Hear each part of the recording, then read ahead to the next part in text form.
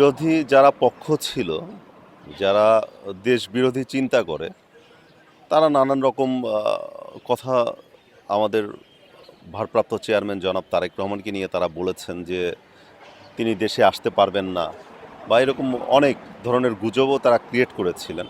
কিন্তু বাংলাদেশের জনগণ তাদের এই 25শে ডিসেম্বর যেভাবে তাকে অভ্যর্থনা জানিয়েছেন তারেক রহমানকে, সকলে তার ওই অভ্যর্থনায় অংশগ্রহণ করে ওই বিরোধী চক্র, যারা দেশ বিরোধী চক্র আমরা বলি, তাদের কিন্তু দেখিয়ে দিয়েছেন যে তারেক রহমান মানেই বাংলাদেশ, তারেক রহমানের জনপ্রিয়তা কতটা এই বাংলাদেশে আর কি।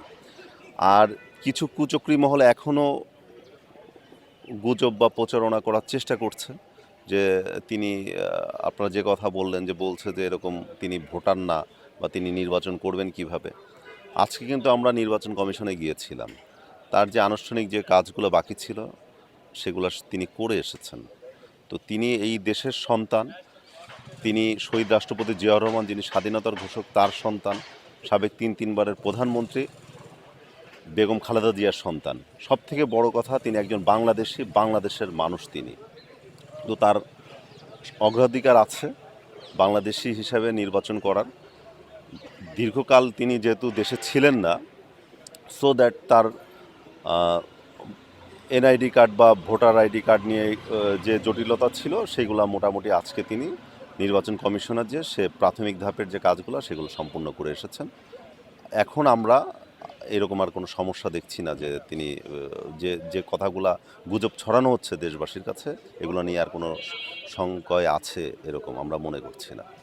অবশ্যই জবাব, কারণ আমরা এমন একজনের আদর্শকে ধারণ করে আমরা রাজনীতিটা করি বা আমরা দলটা করি, যিনি কথা কম কাজ বেশি করার চেষ্টা সবসময় করতেন, এবং তার সন্তানও জনাব তারেক রহমান একইভাবেই তিনি কাজ করেন বা রাজনীতি করেন। এখন পর্যন্ত দেখবেন না 5ই আগস্টের পর থেকে যে ফ্যাসিস্ট যে গভর্নমেন্ট ছিল, সে দলের নাম বা সেই দলের প্রধান যে ছিল, যে সবসময় তাদের ব্যঙ্গ করে কথা বলতো, তাদের নাম পর্যন্ত তিনি উচ্চারণ করেছেন। ইভেন বর্তমান যে প্রতিপক্ষ যারা আছে, যারা নিজেদের জাহির করার চেষ্টা করছে, তাদেরও কিন্তু তিনি সরাসরি কখনো তাদের বিরুদ্ধে কোনো কথা বলেন না। এটাই হচ্ছে দেশনায়ক জনাব তারেক রহমান। তিনি জনগণের যে চিন্তাধারা, তিনি একটা দেশকে প্রগতিশীল, স্থিতিশীল, একটা স্বনির্ভর দেশ গড়ার স্বপ্ন নিয়ে তিনি দেশে ফিরেছেন।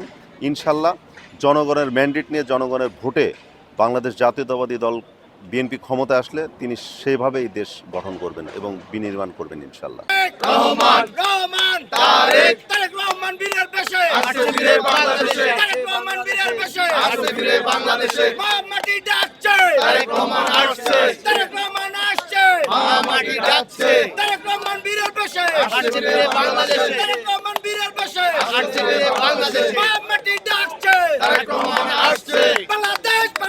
জিন্দাবাদ জিন্দাবাদ বাংলাদেশ।